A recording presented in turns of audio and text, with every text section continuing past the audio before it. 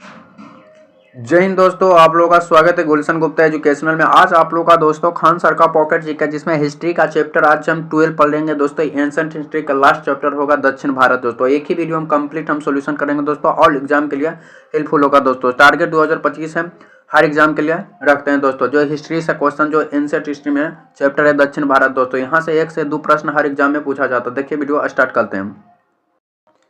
देखिए दोस्तों, दक्षिण भारत एंशिएंट हिस्ट्री में चैप्टर 12 खान सर का जो बुक है दोस्तों, इसमें पहला हम इसमें बारे में दोस्तों संगम काल का अध्ययन करेंगे। फिर इसमें संगम काल का अध्ययन करेंगे।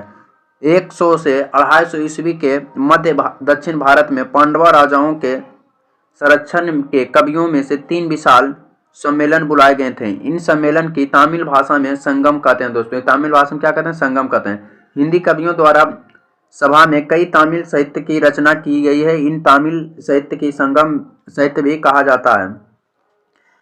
इतिहास के 3 संगम वर्णन है दोस्तों। एगो प्रथम संगम या दक्षिण मंदूर में आयोजित हुए थे। इसकी अध्यक्षता अगस्त ऋषि ने किया था। इसमें सम्मेलन 89 राजाओं ने भाग लिया था। वर्तमान में यह दक्षिण मंदूर जलमग्न हो गया, जिसके कारण से इसे संगम में लिखे गए साहित्य का कोई जानकारी नहीं है दोस्तों। द्वितीय संगम दोस्तों, द्वितीय संगम यह कपाटपुरम या अलेप में आयोजित हुआ था। यह प्रारंभ में इसका अध्यक्षता अगस्त्य ऋषि ने, किंतु बाद में तोलकपियर ने की है। इसकी सम्मेलन में तोलकपियर ने तोलकाइमा नामक तमिल साहित्य की रचना की। इसमें 59 राजाओं ने हिस्सा लिया था। तीसरा इसकी अध्यक्षता नाकियार ने किया, जिसमें 49 गो राजाओं का हिस्सा लिया है। इस संगम में लिखे गए साहित्य को भी कोई स्पष्ट साक्ष्य नहीं मिला है। यह उत्तर मंदूर में आयोजित हुआ था दोस्तों। तीनों ही सम्मेलन तमिलनाडु में किया गया था। अगस्त ऋषि ने काशी बनारस के रहने वाले थे, जो तमिलनाडु में बसे थे दोस्तों। अगस्त ऋषि को तमिल साहित्य का जनक कहा जाता है। तमिल साहित्य का जनक अगस्त ऋषि को कहा जाता है। पांडवा राजाओं के द्वारा इन्हीं संगम को शाही संरक्षण प्रदान किया गया है दोस्तों। संगम काल के राज्य कृष्ण नदी के दक्षिण में अर्थात भारत के सुंदर दक्षिण में 3 राजाओं का उदय हुआ था। कितने राज्य का दोस्तों? 3 राजाओं का उदय हुआ था, जिसमें पहला है चोल वंश दोस्तों। पहला है चोल वंश। संगम काल के वंशों में सबसे प्राचीन चोल था। इसका अर्थ होता है नया देश। इसका अर्थ होता है नया देश। इसके बारे में प्रथम जानकारी पाणिनि की रचना अष्टाध्यायी पुस्तक में मिलती है। इसके बारे में जानकारी दोस्तों, पाणिनि एक पुस्तक लिखी जिसे अष्टाध्यायी इसमें मिलते हैं। चोल साम्राज्य तमिलनाडु के पूर्वी भाग में था। इसके प्रथम राजधानी उराईउर थी दोस्तों। उराईउर थी। इसकी मुख्य राजधानी तंजौर या तमिलनाडु में स्थित है। इस वंश की दूसरी राजधानी कांचीपुरम तमिलनाडु में बनाई गई थी। इसकी राजकीय चिन्ह बाघ था दोस्तों। इसका राजकीय चिन्ह बाघ था। उरी सूती वस्त्र के लिए विश्व प्रसिद्ध था। ऐसा कहा जाता है कि समय के सूती वस्त्र सांप की केचुला पुआ से पहनते थे। मतलब सांप की केचुला जो होता था उसी से पहनते थे दोस्तों। चोल साम्राज्य कावेरी नदी के उपजाऊ मैदान थे दोस्तों। उपजाऊ मैदान थे, जिसके कारण से कहा जाता है कि जितने क्षेत्र पर एक ही हाथी सोता था, उतने ही क्षेत्र पर उतना अनाज उगाया जाता है, जिससे एक वर्ष तक 7 लोगों का पेट भर सके। एक वर्ष में तक 7 लोगों का क्या पेट भर सके। चोल वंश का पहला शासक विजयलयन दोस्तों। विजयलिया। इस वंश का सबसे प्रतापी शासक करिगल था। इसने श्रीलंका को जीत लिया। वहां के 12,000 द्वार लाया और कावेरी नदी ने 160 मीटर लंबा बांध बनाया। क्या बनाया? 100 लंबा बांध बनाया। यह भारत का पहला बांध था, जिसे ग्रैंड बांध कहते हैं। कारिगल ने पुहार नामक बंदरगाह बनाया, जिसे कावेरी पट्टनम कहते हैं। एलोरा तथा पेरुनर किल्ली इस वंश के अन्य शासक थे। चोल वंश 5वीं सदी आते जाते अत्यंत कमजोर हो गया और सामंती जीवन जीने लगा। 8वीं सदी में पुनः चोल का उदय हुआ। 8वीं सदी में फिर दुआ। तब इसके बाद आया था कौन? चेर वंश। चेर का अर्थ होता है पर्वतीय देश दोस्तों। तृतीय ब्राह्मण ग्रंथ में इसे चेर पद कहा जाता है। अशोक का द्वितीय शिलालेख में भी इसे केरल पुत्र कहा जाता है। कौन सी? केरल पुत्र कहा जाता है दोस्तों। इसका अर्थ होता है केरल का मालवार दोस्तों। चेर वंश का प्रथम शासक उदयन जेरल था। स्केल का प्राचीन नाम है। इसकी राजधानी बाजी या करूल थी। इसकी राज्य चिन्ह धनुष था। युधियन जेरल ने महाभारत युद्ध के सैनिक के लिए भोज करवाया था दोस्तों, भोज करवाया था। अगला शासक सेनगुटनम था दोस्तों, इसे लाल चेरी भी कहते हैं। ये इस वंश का सबसे प्रतापी शासक सेनगु तटबन था दोस्तों। सेनगु तटबन जो पत्नी पूजा, जो कान्वी पूजा प्रारंभ किया है। इस पूजा में उसने श्रीलंका तथा पड़ोसी के राजाओं से भी आमंत्रित किया। इस वंश के अलग शासक आदिगमन था, जिसके गन्ने की खेती प्रारंभ की थे दोस्तों, गन्ने की खेती प्रारंभ की थी।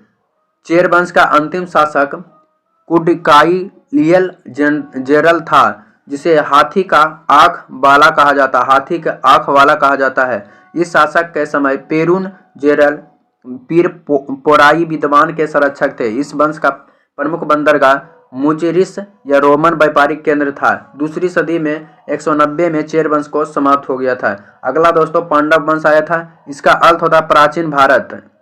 इसकी राजभाषा तमिल था। यह मित्रात्मक, सतात्मक तथा मोतियों के लिए प्रसिद्ध था। पांडव राजाओं में से 3 संगम का आयोजन करवाया गया था। पांडव वंश का प्रथम जानकारी मेगास्थनीज की पुस्तक इंडिका से मिलती है। पांडव वंश का क्षेत्र तमिलनाडु के दक्षिणी भाग में स्थित है। इसकी राजधानी मंदुरे है दोस्तों। इसकी राजकीय चिन्ह मछली या कार्प है। पांडव वंश का प्रथम शासक नोडियोन था। इसने समुद्र पूजा प्रारंभ किया। इस वंश का सबसे प्रतापी शासक नेडुलेजियन है। इसने 290 ईस्वी में तेलियगमन युद्ध के चेर या चोल तथा अन्य 5 राजाओं के साथ पराजित करा दिया। इस वंश का अंतिम शासक नल्ली बाकोडन था। 5वीं सदी में आते आते पांडव वंश का अस्तित्व विहीन हो गया।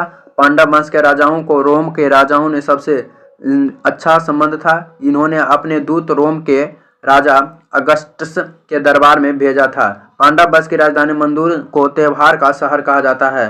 त्योहार का शहर कैसा मंदुरे कहा जाता है। यहाँ मीनाक्षी मंदिर विश्व प्रसिद्ध है दोस्तों। अशोक का शिलालेख, महाभारत और रामायण से इसी वंश का जानकारी मिलती है दोस्तों, इसी वंश से जानकारी मिलती है। अगला पॉइंट हो जाएगा मेगास्थनीज। मेगास्थनीज ने इस वंश को बाबरा नामक से वर्णन किया है। श्रीवल्ल अपने शासनकाल में कई सिंचाई परियोजनाओं शुरू कराई थी तथा इसके निर्माण में ईंट और ग्रेनाइट का प्रयोग किया था। किसका दोस्तों? ईंट और ग्रेनाइट का प्रयोग किया था। माराबर्मन जारा सिंह तृतीय एक ऐसा पांड्य शासक था जिसने कुडम्बलूर ताजपुर के चोल राजाओं का विरोध किया था दोस्तों। शिल्पाद करीम पुस्तक में नेदुलेजियन प्रथम का वर्णन मिलता है। यह पुस्तक तमिल साहित्य के प्रथम महाकाव्य के रूप में जाना जाता है। संगम कालनी का आर्थिक जीवन दोस्तों। इस युग में लोगों की आजीविका का मूल आधार कृषि थी तथा सपना कृषि को बेलर कहा जाता है। इस समय भूमि का सामान्यतः उपजाऊ 1/6 भाग होता था। यहाँ काली मिर्च का उत्पादन सबसे अधिक थी। यवनों का अत्यधिक प्रिय होने के कारण इसे यवनोप्रियन कहा जाता है। संगम काल सूती वस्त्र, मसाला, मोती, कृषि और पशुपालन के लिए क्या था दोस्तों? प्रसिद्ध था। उसी समय उरियर सूती वस्त्र विश्व का सबसे प्रसिद्ध था। संगम कालीन व्यापार। संगम काल में रोम का सर्वाधिक व्यापार होते थे। तमिलनाडु के अमीर मेंडू या पंडिचेरू से रोम का सर्वाधिक व्यापार होता था। इसी काल में व्यापारी वर्ग का बेनीगर कहते थे। संगम काल का जाति व्यवस्था दोस्तों। संगम काल में उत्तर भारत के विपरीत जाति व्यवस्था था। यहाँ समांत में तथा दास में समाज बांटे थे। यहाँ समांत और दास में समाज बांटे थे दोस्तों। यहाँ के वर्ण व्यवस्था उच्च और नीचे की जाति की व्यवस्था नहीं थी। यहाँ की जाति व्यवस्था नहीं थी। संगम काल में अस्पृश्यता थी, लेकिन दास प्रथा का उल्लेख नहीं मिलता। संगम कालनी का धार्मिक जीवन। संगम काल में सबसे प्रमुख देवता मरुगन थे दोस्तों, जिन्हें वर्तमान में हमें सुब्रमण्यन कहा जाता है। दूसरे प्रमुख देवता कार्तिक, जो गणेश जी के भाई थे दोस्तों। संगम काल के प्रशासनिक व्यवस्था। अब देखिए संगम काल के प्रशासनिक व्यवस्था कैसा है। इस युग में वंशानुगत राजतंत्र था जिसमें सारी शक्तियां राजाओं की ही नीति होती थी। न्याय की सर्वोच्च अधिकारी राजा ही होती थी। राज्य की सर्वोच्च ने मनरम कहा जाता था। सेनापति एनीट की उपाधि धारण की थी। संपूर्ण राज्य की मंडलम कहा जाता था। मंडलम के बाद नाडु, नाडु के बाद पुर होता है। संगम काल की बंदरगाह, संगम काल के तीनों ही वंश के पास पास अपने बंदरगाह थे दोस्तों। चेरा बंदरगाह, बंदरचेत थे। चोल बंदरगाह पुहार और वाही थे। और पांड्य बंदरगाह सालीवार और कोहिलाल। संगम कालीन साहित्य, संगम साहित्य तमिल भाषा में लिखे गए थे। इन्होंने तमिल एवं द्रविड़ साहित्य भी कहते हैं जो निम्नलिखित हैं।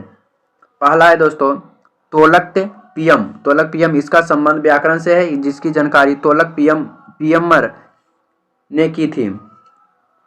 दूसरा नंबर है दोस्तों, दूसरा नंबर है तिरुकरुलु या कुरुल दोस्तों। इसे तमिल साहित्य का बाइबिल कहा जाता है। ये एजील कहा जाता है। एजील जीवक चिंतामणि, इसका संबंध जैन धर्म से है। इसकी रचना त्रिकदेवर ने की थी। शिल्पदीकरम, इसका संबंध जैन धर्म से है। इसमें नुपुर पायल की कहानी, इसमें तमिल काव्य की इलाइटी भी कहा जाता है। इसकी रचना एलांगो आदि गल की थी। राजा कोलन अपनी पत्नी कन्ननी को छोड़कर माधवी नामक नर्तिका से प्रेम में फंस जाता है और अपने धन को लुटाने के बाद पश्चाताप होता है और अपनी पत्नी के पास लौटता है तो पत्नी नगन्नी ने उसे अपना पायल दिया और जिसे बेचकर मंदुरे में व्यापार प्रारंभ किया, किंतु कोलन पर मदुर की रानी का पायल चुराने का आरोप लगा दिया गया और उसे फांसी दिए गए। मतलब देने के बाद भी उसे फांसी दिए गए थे। मतलब कहा थे चोरा के लाए। कोलन की पत्नी नगन्नी ने श्राप दिया और जिससे मंदुरे शहर नष्ट हो गए। मानी मेखल, इसका संबंध भी बौद्ध धर्म से है। इसमें कोलवन तथा माधवा से उत्पन्न संतान मणि वेखल की चर्चा है, जिसने अतः बौद्ध धर्म अपना लिया था। इसकी रचना शीतले सत्य द्वारा किया गया था। इसे तमिल काव्य की उड़ीसा भी कहा जाता है, ओडिस भी कहा जाता है। वाकटक वंश दोस्तों, वाकटक वंश सतवाहन वंश के अंत के बाद इस क्षेत्र का वाकटक वंश का आगमन हुआ था। इन्होंने अपनी राजधानी ब्रार को बनाया था। यह ब्राह्मण धर्म का मानते थे या शैव संप्रदाय के थे दोस्तों। इस वंश का स्थापना विद्युत शक्ति 255 ईस्वी में किया था। इस वंश का सबसे प्रतापी शासक प्रारेशन प्रथम थे। इन्होंने 4 अश्वमेध यज्ञ कराया तथा एक वाजपेय यज्ञ आयोजन किया। इस वंश का शासक रुद्रसेन का विवाह प्रभाती से हुआ। प्रभाती चंद्रगुप्त द्वितीय की तथा देवी की पुत्री थी। इस विवाह के कारण गुप्त तथा वाकटक के बीच मैत्रीपूर्ण संबंध स्थापित हुआ दोस्तों। समुद्रगुप्त का प्रयाग प्रशासित अभिलेख से वाकटक की जानकारी नहीं मिलती, क्योंकि इस अभिलेख में केवल जीत गई क्षेत्र की चर्चा है। वाकटक वंश का अंतिम शासक पृथ्वीसेन द्वितीय थे। वाकटक का शक्ति धीरे धीरे कमजोर हो गई और इनके स्थान पर चालुक्य वंश का उदय हो गया। चालुक्य वंश 550 से 757 ईस्वी तक सतपुड़ी पर्वत के दक्षिण में चालुक्य वंश का उदय हुआ, जिसकी 3 शाखाएं हैं, एगो बातापी, एगो कल्याणी, एगो बेगी। चालुक्य या बतापी या बदामी। बतापी का वर्तमान नाम बदामी है। यह तीनों चालुक्य में सबसे पश्चिम में स्थित हैं। इसी ने चालुक्य की नींव रखी। इस वंश का संस्थापक जय सिंह थे। इसके बारे में जानकारी केर तम्रपत्र अभिलेख से मिलता है। इसने संतान के रूप में शासन किया, सामंत के रूप में शासन किया, क्योंकि यह एक स्वतंत्र शासक नहीं थे। इन्होंने बतापी कर्नाटक की अपनी राजधानी बनाई। पुलकेशन द्वितीय इस वंश का सबसे प्रतापी एवं महान शासक थे। इसके बारे में जानकारी ऐहोल अभिलेख से मिलती है। इसने नर्मदा नदी को पार करके कन्नौज के शासक हर्षवर्धन को पराजित किया था। कौन सा दोस्तों? हर्षवर्धन को पराजित किया था। कौन? पुलकेशन द्वितीय दोस्तों। इसने दक्षिण भारत में पल्लव शासक महेंद्र वर्मन को पराजित कर दिया और उसकी राजधानी कांची को जीतकर काचीकोंडा की उपाधि धारण किया था। काचीकोंडा की उपाधि धारण किया था। पुलकेशन द्वितीय ने दोबारा पल्लव पर आक्रमण किया, किंतु पल्लव शासक नरसिंह वर्मन ने इसे पराजित कर दिया और उसके पीछे करते हुए उसकी राजधानी वापी को जीत पहुंच गया और वापी जीतकर वातीकोंडा की उपाधि धारण कर ली और पुलकेशन द्वितीय की हत्या कर दी। मतलब पुलकेशन द्वितीय को अपनी हत्या करके अपने ही इस राज को जीत गई थी, कौन? वाती को। इसके अतिरिक्त इन्होंने बतापी में स्थित मलिक अर्जुन मंदिर का दीवार पर अपना एक अभिलेख खुदवाया। पुलकेशन द्वितीय के दरबार में 641 ईस्वी में चीनी यात्री हेनसंग ने आया था। पुलकेशन द्वितीय ने इराक का राजा खुसोर द्वितीय को दरबार में अपना एक दूत मंडल भेजा। पुलकेशन द्वितीय राजकवि रविकृति था। पुलकेशन द्वितीय के बाद अगला शासक विक्रम आदित्य बना। इन्होंने पल्लवों की राजधानी कांची पर अधिकार करके अपने पिता के पराजय पर बदला लिया, किंतु अपने शासक अंतिम समय पल्लव शासक के परमेश्वर वर्मन से पराजित हो गया। परमेश्वर वर्मन से क्या हो गया? पराजित हो गया। विक्रम प्रथम के बाद चालुक्य वंश का अगला शासक विनय आदित्य बना। इसके समय चालुक्य वंश का सर्वाधिक विकास हुआ। इन्होंने शक्ल उत्तर पथ की उपाधि धारण की, जिसका अर्थ होता है संघर्ष पर विराम लगाने वाला। विनय आदित्य की मृत्यु के बाद अगला शासक विजय आदित्य बना। इन्होंने पट्टदकल या बाजीपुर कर्नाटक में एक शिव मंदिर का निर्माण कराया।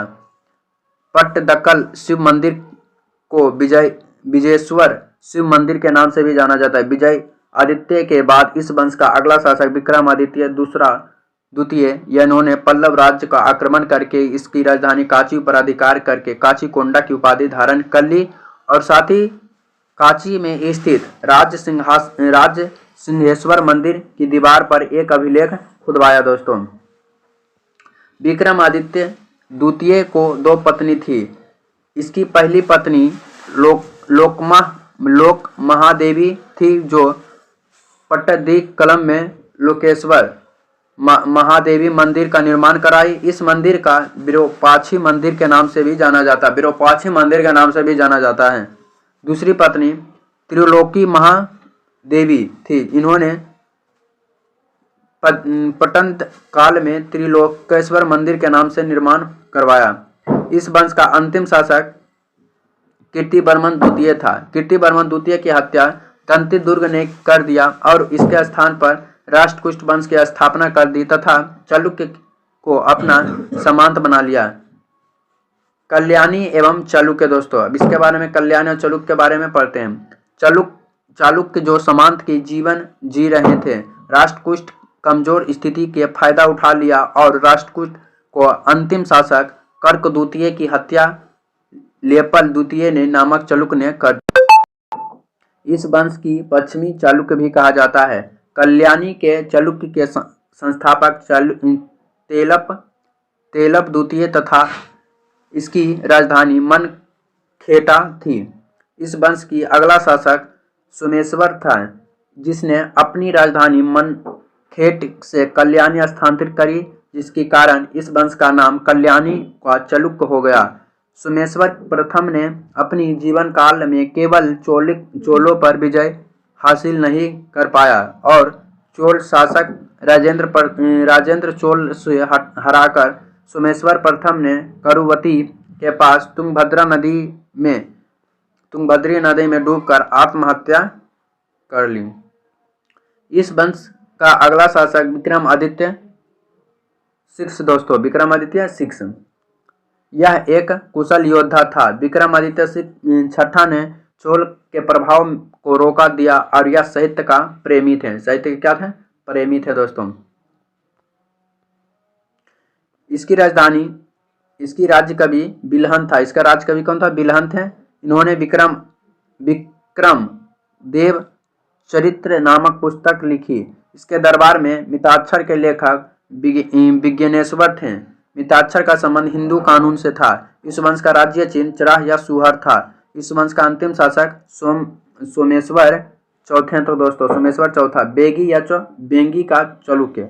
इसे यह चालुक्य का सबसे कमजोर शाखा या शासक था जो आंध्र प्रदेश बेगी में थे। इस वंश का संस्थापक विष्णु वर्धन था। इस वंश की राजधानी बेंगी या आंध्र प्रदेश थी। इस वंश में कोई प्रतापी शासक नहीं था। इस वंश का सबसे योग्य शासक विजय आदित्य तृतीय थे दोस्तों।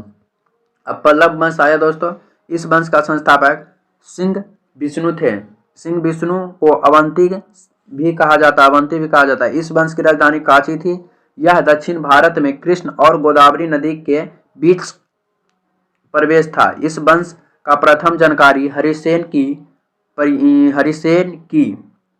प्रयाग प्रशासित एवं हेनसन की यात्रा से मिलती है। इसकी प्रारंभ अभिलेख प्राकृत भाषा आबाद में संस्कृत भाषा में मिला है। इसके दरबार में वारवी नामक विद्वान रहते थे जिन्होंने कृता जुरियान नामक पुस्तक लिखी। इस वंश का अगला शासक महेंद्र वर्मन था जिसे वात्पी के चालुक्य शासक पुलकेशन द्वितीय को पराजित किया। पुडुकोट्टाई की तिरुकोर्नम या कर्णेश्वर मंदिर और पालुवरम के 5 शैल वाले गुफाओं का निर्माण महेंद्र वर्मन द्वारा किया गया था। इस वंश का अगला शासक नरसिंह वर्मन था। इसे समय पुनः पुलकेशन द्वितीय का आक्रमण किया किंतु पुलकेशन द्वितीय को नरसिंहास वर्मन ने मार दिया और उसकी राजधानी वात्पी को जीतकर वात्पी कोंडा की उपाधि धारण कर ली। इस वंश की अगला शासक नरसिंह वर्मन द्वितीय था। इसके दरबार में दांडी नामक विद्वान रहते थे जिन्होंने दास कुमार चरित्र नामक पुस्तक संस्कृत भाषा में लिखा। इस वंश का अंतिम अपराजय थे जिसे चोल शासक आदित्य ने पराजित कर दिया और पालवे के स्थान पर चोल का वंश का स्थापना कर दिया। 8वीं सदी में इस पालव वंश में शैव धर्म अधिक प्रचलित था। महेंद्र वर्मन संगीत प्रेमी थे दोस्तों। क्या थे? संगीत प्रेमी थे। इसने कद्राचार्य को संगीत की शिक्षा दी। नरसिंह वर्मन प्रथम महाबलीपुरम में एक देशीय मंदिर बनवाए जिसे रथ मंदिर कहते हैं। नरसिंह वर्मन वन के दरबार में हुएन संग आए थे। नरसिंह वर्मन द्वितीय के कांची में कैलाश मंदिर, सप्त पेगोडा के शेर मंदिर और महाबलीपुरम मंदिर बनाया था। इसी समय भारत में अरब आक्रमण प्रारंभ हुआ। इस वंश का शिक्षा प्रमुख केंद्र कांची था दोस्तों। महाबलीपुरम में सप्त पेगोडा इस वंश द्वारा स्थापित किया गया था। चोल वंश का 9वीं सदी या तंजौर।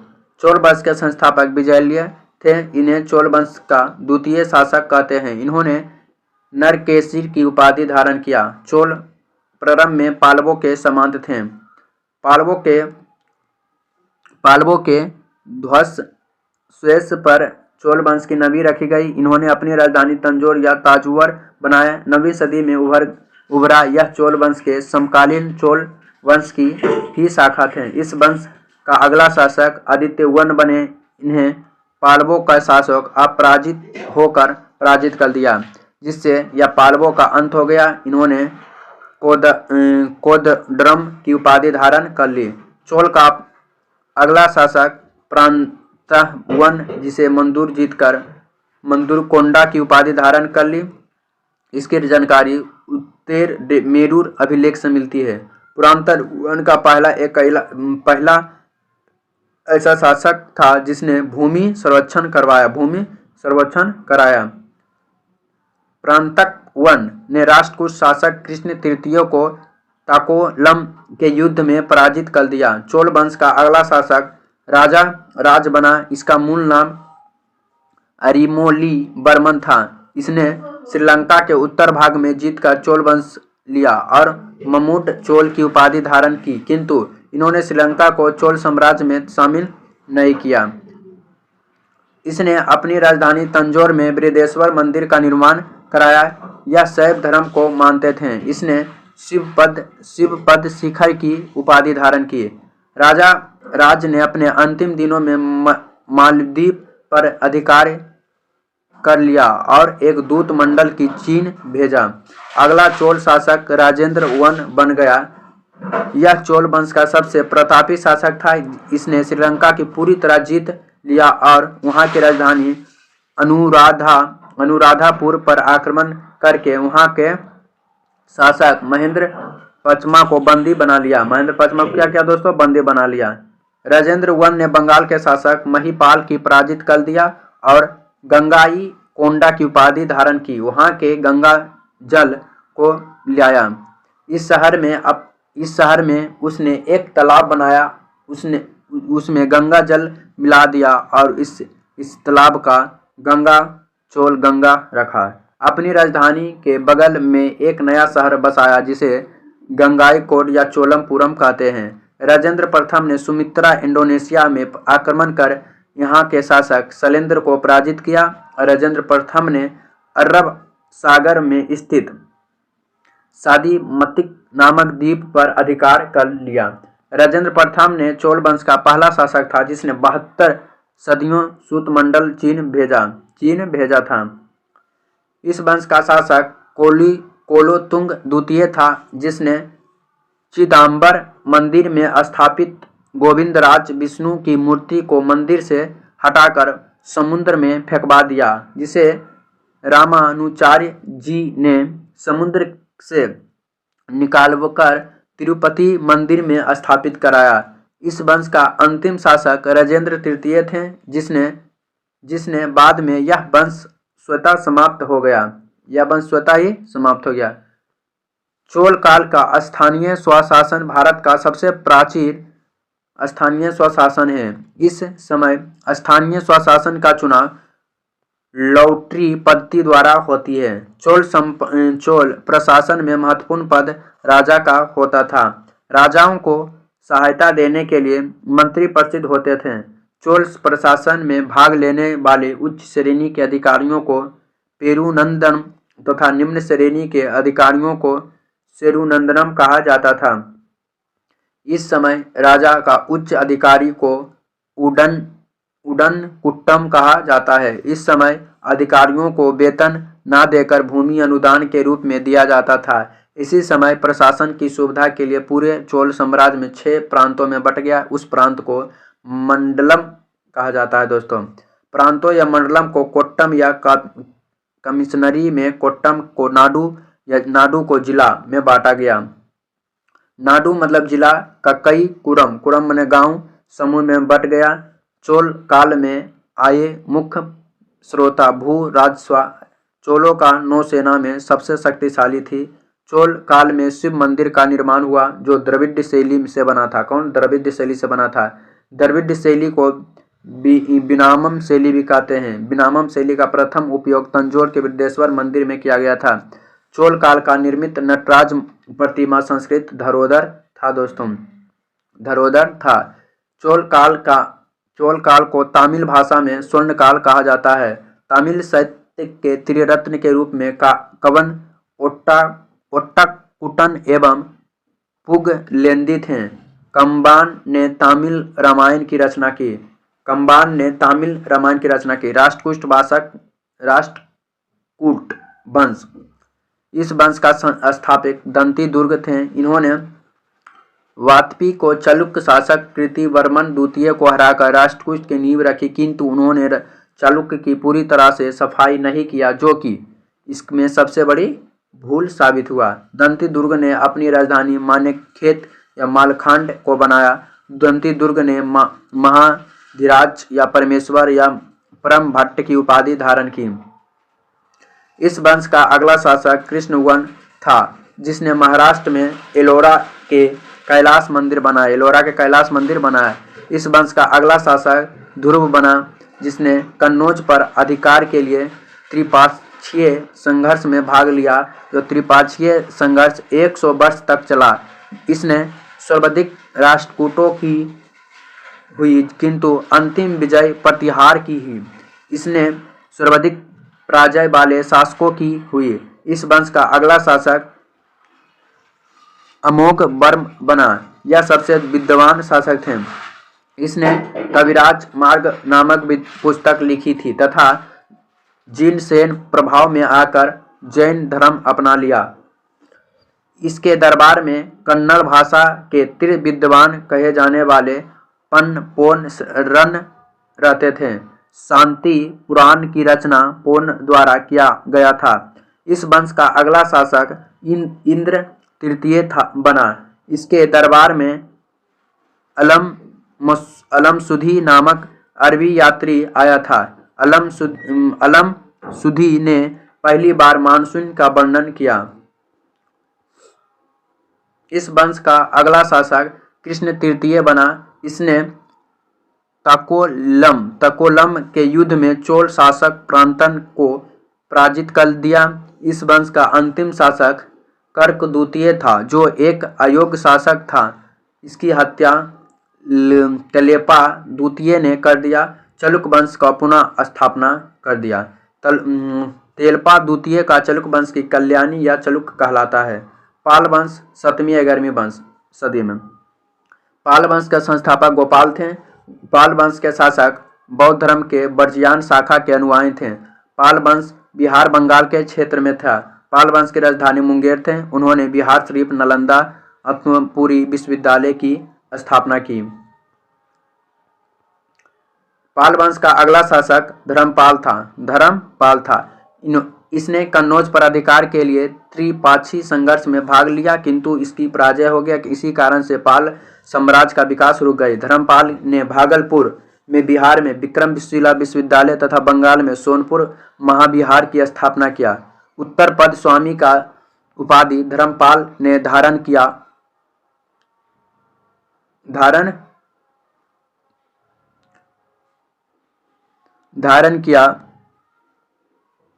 उत्तर पद स्वामी उपाधि धर्मपाल ने धारण किया और इसे उपाधि से गुजराती एवं कवि सोटल ने संबंधित किया था। अगला शासक देवपाल बना। इसने राजधानी मुंगेर को बनाया। इसके दरबार में अरब यात्री सुलेमान आया तथा इसे बंगाल का रहूम शब्द से संबंधित किया। रुहुम। इस वंश का अगला शासक महीपाल था। महीपाल ने पाल वंश का विकास पुनः प्रारंभ किया, जिसे कारण से पाल वंश का द्वितीय शासक कहते हैं। यदि इसने दीपकर नामक विद्वान बौद्ध भिक्षुक को नेतृत्व में एक दूत मंडल तिब्बत के बर्जियान शाखा के प्रचार के लिए भेजा। इसे काल में चोल शासक ने राजेंद्र वन का बंगाल पर आक्रमण कर, जिसके कारण से पाल वंश बिखर गए। पाल वंश का अंतिम शासक मदन पाल थे। इसके मृत्यु के बाद पाल वंश का अंत हो गया। पाल वंश का स्थान पर बंगाल के क्षेत्र में सैन वंश का उदय हुआ। कौन वंश के? सैन वंश का उदय। अब सैन वंश के संस्थापक सामंत सेन थे। सैन वंश के राजधानी लखनौती या नदिया बंगाल में थी। इस वंश का अगला शासक विजय सेन था। विजय सेन को इस वंश का वास्तविक संस्थापक माना जाता है। विजय सेन शैव धर्म का अनुयायी थे। कौन सा? शैव धर्म के अनुयायी थे। विजय सेन ने अपनी 2 राजधानी बनाई थी। पहली राजधानी विजयपुर जो पश्चिम बंगाल में थे, दूसरी राजधानी विक्रमपुर जो पूर्वी बंगाल में थे। यह वर्तमान में बांग्लादेश में स्थित है। वर्तमान में कहाँ? बांग्लादेश में स्थित है दोस्तों। विजय सेन ने परमेश्वर परम भाट्यरक महाराजाधिराज की उपाधि धारण की थी। विजय सेन का उत्तराधिकारी बल्लाल सेन था। अब बल्लाल सेन के विद्वान और समाज सुधारक थे। दान सागर एवं अदूत सागर ग्रंथ की रचना बल्लाल सेन ने की। अदूत सागर की रचना के दौरान इनकी मृत्यु हो गई, जिसके बाद लक्ष्मण सेन ने पूरा किया था। इनके दरबार में जयदेव नामक विद्वान रहते थे। जयदेव ने गीत गोविंद नामक पुस्तक की रचना की थी। लक्ष्मण सेन के बाद कोई भी योग शासक नहीं बना और 11वीं सदी के अंत में सेन वंश समाप्त हो गए। परम भागवत की उपाधि लक्ष्मण सेन ने धारण की। लक्ष्मण सेन ने वंश का प्रथम शासक, जिसने अपना अभिलेख हिंदी में उत्कीर्ण करवाया था, जिसने पहली अभिलेख प्राकृत भाषा में लिखा गया था। गुर्जर प्रतिहार वंश दोस्तों, गुर्जर प्रतिहार वंश की उत्पत्ति गुजरात के दक्षिण पश्चिम राजस्थान से हुआ था।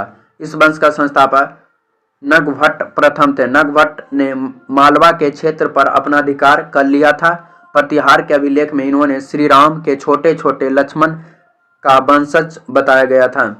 पुलिकेशन द्वितीय ने ऐहोल अभिलेख का सर्वप्रथम गुर्जर जाति का उल्लेख मिलता है। इस वंश का दूसरा सबसे प्रभावशाली शासक वत्सराज था और इसे ने कन्नौज के त्रिस्तरीय संघर्ष में भाग लिया और कन्नौज के अपने क्षेत्र में मिला लिया। इस वंश का सर्वश्रेष्ठ शासक महिर भोज बना, जिसने कन्नौज को अपनी पूर्ण राजधानी बनाई थी। महिर भोज ने उपलब्धियों की चर्चा उसके ग्वालियर प्रशासनिक अभिलेख में की गई है। महिर भोज ने गुर्जरों के सख्त प्रकोष्ठ पर पहुंच दी गई थी। महिर भोज के पश्चात उसका पुत्र महेंद्रपाल शासक बना। इन्होंने राष्ट्रकूट शासक इंद्र तृतीय को पराजित किया। महेंद्रपाल के दरबार में प्रसिद्ध विद्वान राजशेखर रहते थे। इन्होंने कपूरी, मंजीरी, काव्यमीमांसा, अब्बाल, रामायण आदि ग्रंथों की रचना की। स्कंद पुराणों में इस वंश का गुर्जार कहा जाता था। इस वंश का अंतिम शासक यशपाल बना। यशपाल के बाद यह वंश समाप्त हो गया। अब चंदेल वंश दोस्तों आया। यह वंश मध्य प्रदेश के क्षेत्र में था, जो जेजका भुक्ति वंश भी कहा जाता है। इस वंश का नानुका थे दोस्तों संस्थापक। चंदेल शासक ने मंदिर निर्माण के क्षेत्र में बेसर शैली, द्रविड़ शैली और नागर शैली के जन्म दिया था। बेसर शैली को मिश्रित शैली भी कहते हैं, जो मध्य भारत में बनने वाली अधिकांश मंदिर बेसर शैली के अंतर्गत आते हैं। इसने खजुराहो में विष्णु मंदिर बनाया। इस मंदिर में खजुराहो ने चतुर्थ मंदिर भी कहा जाता है।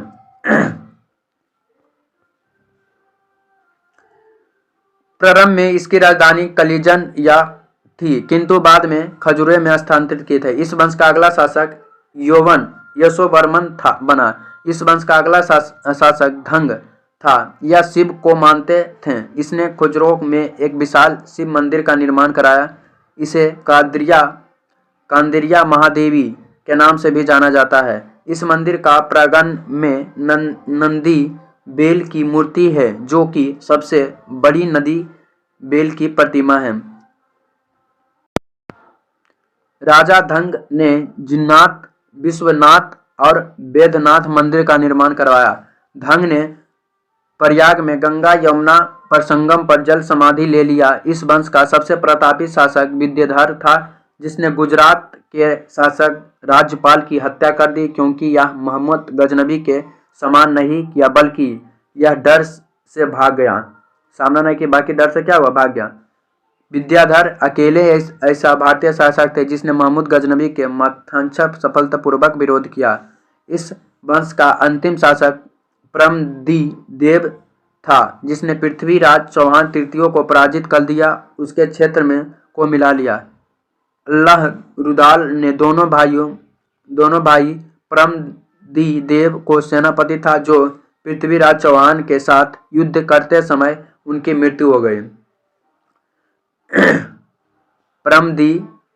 परमदीदेव की कुतुबुद्दीन ऐबक की अधीनता स्वीकार कर ली, जिसके कारण से यह मंत्री अजय देव की हत्या कर दी। अतः कुतुबुद्दीन ऐबक ने पृथ्वीराज चौहान को हराकर दिल्ली पर सल्तनत मिला लिया। कुछ छोटे राजवंश दोस्तों। पहला मैत्रक वंश, इसका संस्थापक भट्टारक थे। इस वंश गुजरात के सौराष्ट्र में थी। इसकी राजधानी पल्लवी थी, जो जैन धर्म का प्रमुख केंद्र था। यह गुप्त के समान थे। अब कलचुरी वंश दोस्तों, जो चेंदी वंश कहते हैं, यह मध्य प्रदेश के त्रिपुरी के क्षेत्र में थे। इस वंश का संस्थापक ओकल वन थे। इन्होंने अपनी राजधानी त्रिपुरी को बनाया। इस वंश का सबसे प्रतापी शासक गंगाई देव थे। इन्होंने विक्रम आदित्य की उपाधि धारण की। अब अगला दोस्तों गोंड वंश, यह बंगाल के क्षेत्र में था। इस वंश का सबसे प्रतापी शासक थे। इसे राजवर्धन की हत्या कर दी और महाबोधि वृक्ष को कटवाकर इसने जड़ों में आग लगा दी। इसकी हत्या हर्षवर्धन ने कर दी थी, जिसके बाद यह वंश स्वतः ही धीरे धीरे समाप्त हो गया। पूर्वी गंगा वंश दोस्तों, पूर्वी गंगा वंश, पूर्वी गंगा वंश, यह उड़ीसा एवं आंध्र प्रदेश में था। इस वंश का संस्थापक आनंद वर्मन ने पुरी में जगन्नाथ मंदिर बनाया। इस वंश का शासक नरसिंह वन ने कोणार्क में सूर्य मंदिर बनवाया, जिसे ब्लैक पोंगाड भी कहते हैं। इस वंश का शासक नरसिंह देव जो भुवनेश्वर में कलिंगराज मंदिर बनाया। अब दोस्तों काकतीय वंश जो तेलंगाना में, काकतीय वंश यह तेलंगाना के क्षेत्र में एक छोटा सा वंश था। इसकी स्थापना बाटी प्रथम, इस वंश का अगला शासक रुद्र प्रथम बना। इसकी अपनी राजधानी वारंगल को बनाया। इस वंश का अगला शासक प्रताप रुद्रदेव थे, जिसके शासन काल में मलिक गाफूर के आक्रमण किया। इसने बिना लड़े अधीनता को स्वीकार कर ली और अपने सोने की प्रतिमा को जंजीर लगाकर कोहिनूर हीरा अलाउद्दीन खिलजी के दरबार में भेंट दिया। इसके बाद में इस वंश स्वतः समाप्त हो गए। इस वंश पर अलाउद्दीन खिलजी ने अधिकार हो गया। जो यादव वंश दोस्तों, यह महाराष्ट्र के देवगिरी के क्षेत्र में था। इसके संस्थापक भिल्लाल पचमा थे। इसकी राजधानी देवगिरी था। इस वंश का सबसे प्रतापी शासक सिंहासन था। इस वंश का शासक रामचंद्र देव को मलिक गाफूर को पराजित कर दिया, किंतु इसकी वीरता को देखकर अलाउद्दीन खिलजी ने देवगिरी को जीतकर देवगिरी को जागीरदार बना दिया।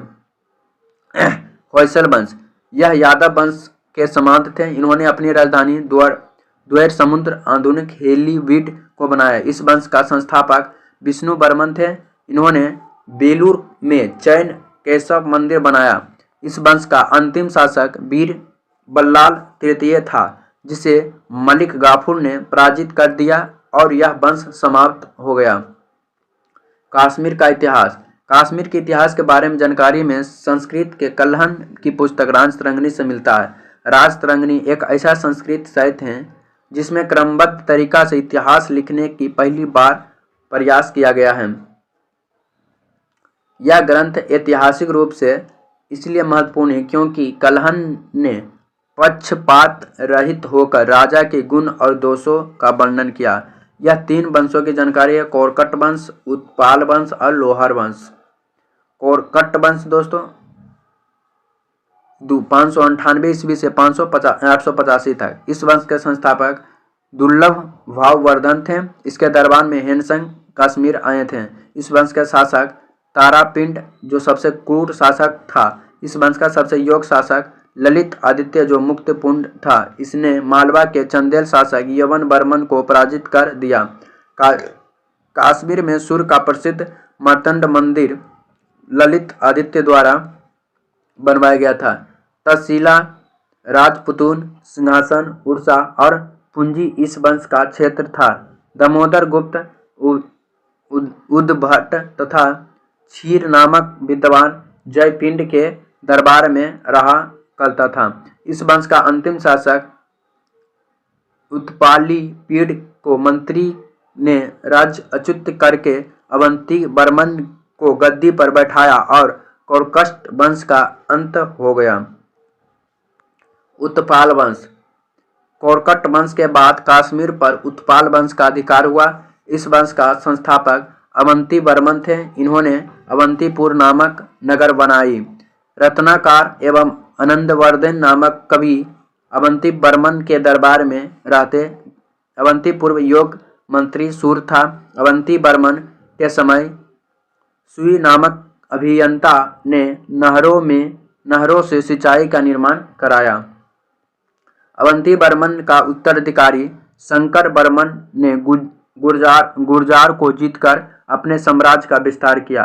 अवंती वर्मन की मृत्यु के बाद उनकी पत्नी सुगंधा ने शासन की।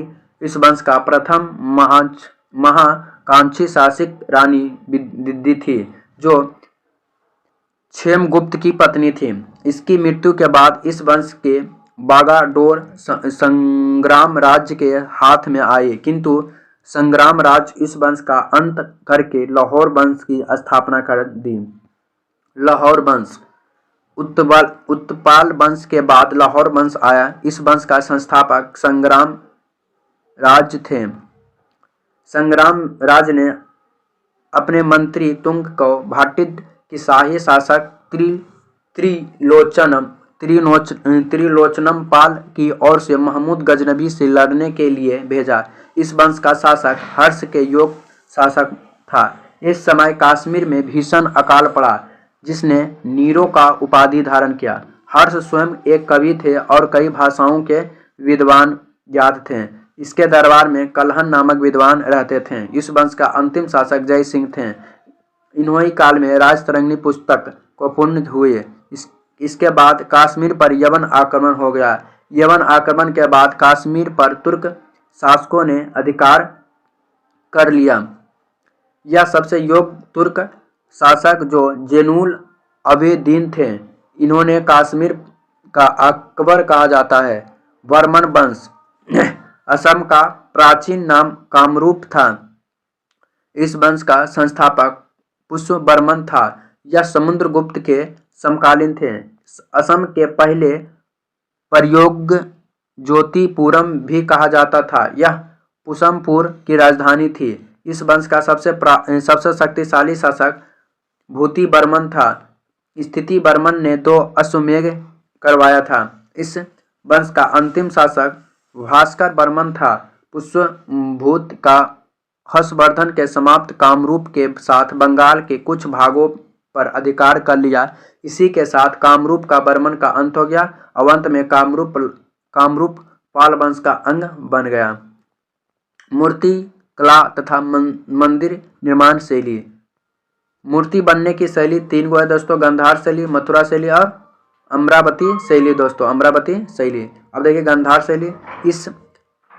शैली। इस शैली का विकास कुषाण वंश के प्रमुख शासक कनिष्क के शासनकाल में हुआ था। किसके शासनकाल में? कनिष्क के शासनकाल में हुआ था।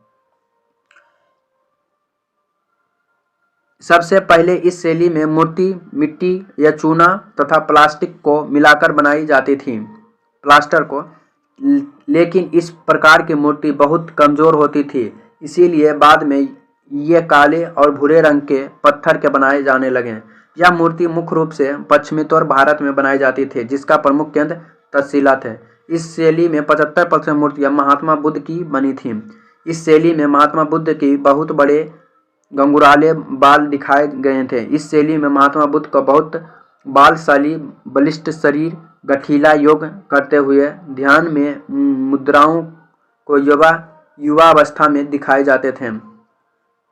इसमें महात्मा बुद्ध को पीछे हेलु मंडल एवं प्रभा मंडल शेप दिखाए गए हैं। कपड़े को दोनों ओर लपेटकर पूरी शरीर ढका हुआ है। इस शैली में उल्लेख वैदिक और संस्कृत साहित्य में है। इस कला यवन से प्रभावित थे, इसीलिए ग्रीक इंडियन काल भी कहा जाता है। इस काल में मूर्ति बैठी, खड़ी, आंखें बंद, योग और ध्यान मुद्राओं में बनाई जाती थी। इस शैली में अपोल देवता से प्रभावित है। मथुरा शैली दोस्तों, मथुरा शैली का विकास उत्तर भारत में हुए थे। कौन भारत? उत्तर भारत में। मथुरा वाराणसी और कौशाम्बी का प्रमुख केंद्र था। इसकी शुरुआत मथुरा से हुए थे, इसीलिए इसे मथुरा शैली भी कहा जाता है। इसी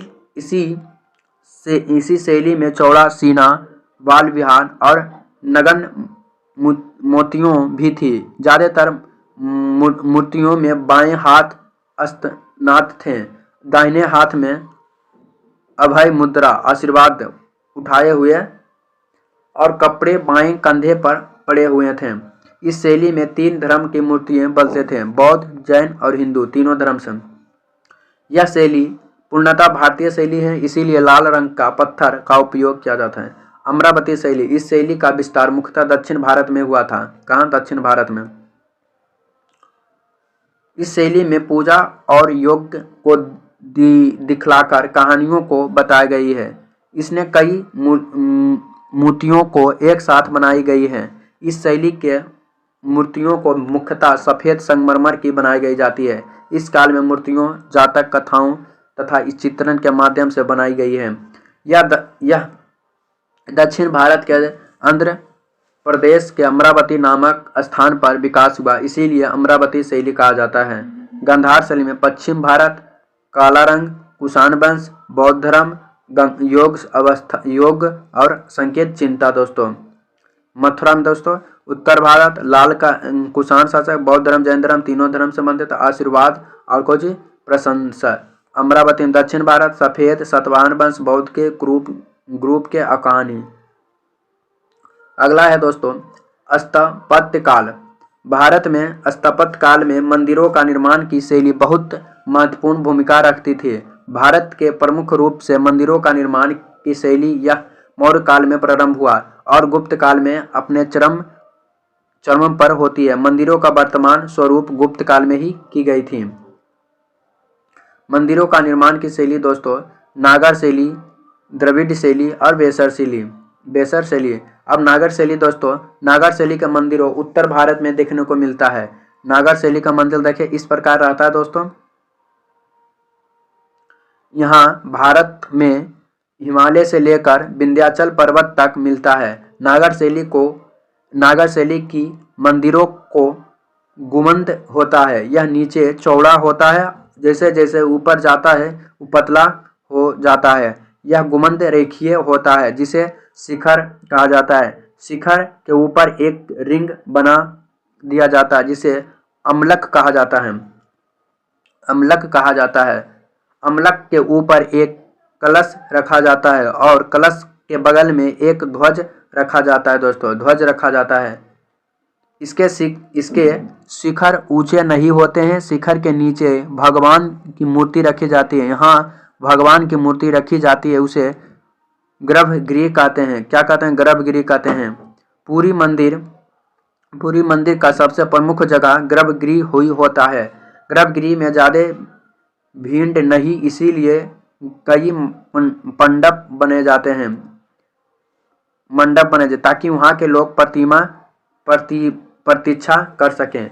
गर्भगृह के दरबार पर गंगा यमुना की मूर्ति लगी होती है। इस शैली में मंदिरों के दो प्रकार की सीढ़ी होते हैं। शुरुआत की सीढ़ी होती है जिसे जगत या चबूतर या जबकि अगली सीढ़ी पीठ का कहा जाता है। गर्भगृह के मंडप के बीच खाली जगह नहीं होती है। गर्भगृह के अंदर प्रदक्षिण पथ या परिक्रमा होती है। नागर शैली के मंदिर में कभी भी अकेले नहीं होती है, इसीलिए 5 मंदिरों के ग्रुप में बनाया जाता है, इसीलिए इसे पंचयान शैली भी कहा जाता है। इस मंदिरों के चारों ओर चार दीवार नहीं रहते हैं। यहाँ किसी भी प्रकार के तालाब नहीं होते हैं तथा क्योंकि उत्तर भारत के नदियों कोई कमी नहीं है, क्योंकि कई मंदिर भव्य द्वारा नहीं होता है। इस शैली में कई विशेषता थी जो उड़ीसा में है, उस उड़िया शैली कहते हैं इसे। उड़ीसा में उड़िया शैली। इस शाखा का मध्य प्रदेश जो काद्रीय महादेवी खजुराहो के मंदिर हैं। यह एक शाखा गुजरात में भी है, इससे सोलंकी शैली भी कहते हैं। एगो द्रविड़ शैली या विमान शैली। द्रविड़ शैली का विकास चोल और पल्लवों काल में हुआ था दोस्तों। यह द्रविड़ शैली के मंदिर हैं। यह मंदिर हमें दक्षिण भारत में देखने को मिलता है। दक्षिण भारत में पानी की कमी होती है, इसीलिए इस मंदिर का निर्मित मंदिरों के आसपास तालाब आते हैं। यह शैली कृष्ण के नदी से लेकर पूरी भारत में थे। इस शैली का भव्य मुख्य द्वार होते हैं। यह हम लोग गोपुरम या गोपुर कहते हैं। मुख्य द्वार के कारण ही 4 दीवार बनी होती है। यह मंदिर को पंचशील में ही होती है। मंदिर बीच में रहती है, इसीलिए शिलिक का मंदिर सीढ़ीनुम होती है और सीढ़ीनुम की विमान कहा जाता है। इसी कारण से शैली में विमान शैली भी कहते हैं। विमान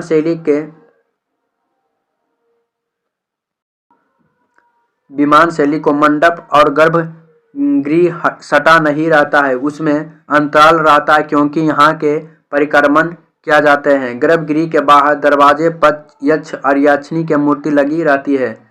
तीसरा दोस्तों बैसर शैली। बैसर शैली यह शैली नागर और बैसर शैली को मिश्रित को बैसर शैली कहते हैं, मतलब दोनों को मिला दो तो बैसर शैली होता है दोस्तों। अब इसके बारे में कुछ अध्ययन कर लेते हैं। यह शैली बिंद से लेकर कृष्ण नदी तक मिलता है। इसमें खुली परिच्छन पथ होता है। इसमें मंडप बहुत सुजित होते हैं। कुछ प्रमुख शैली है दोस्तों। नागर मंदिर, मीनाक्षी मंदिर, मदुरै में विजय नगर मंदिर, विठल लाल स्वामी जो विजयनगर में है। लोटस महल जो हम्पी में है दोस्तों, कहाँ, हम्पी में। होयसल श्रेणी में सोमनाथ, सोमनाथपुरी में केशव मंदिर जो विष्णु को समर्पित है। पाल मंदिर चित्रकाल से है।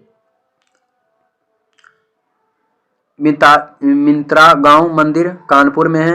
दशावंतर मंदिर झांसी में है। लक्ष्मण सेन सिंगापुर में है। केंद्रीय महादेवी मंदिर खुजरो में है।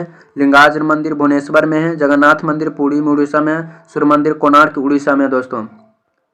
द्रविड़ शैली में देखिए बृहदेश्वर मंदिर तांजपुर में है। शिव मंदिर महाबलीपुरम मंदिर महाबलीपुरम में। बेसर शैली में देखिए क्या क्या आता है। डोडा बेसाप जो है दंबल में है दोस्तों। बादामी का मंदिर है, यह भी आता है। अब राजपूत काल का आ गया दोस्तों। राजपूत काल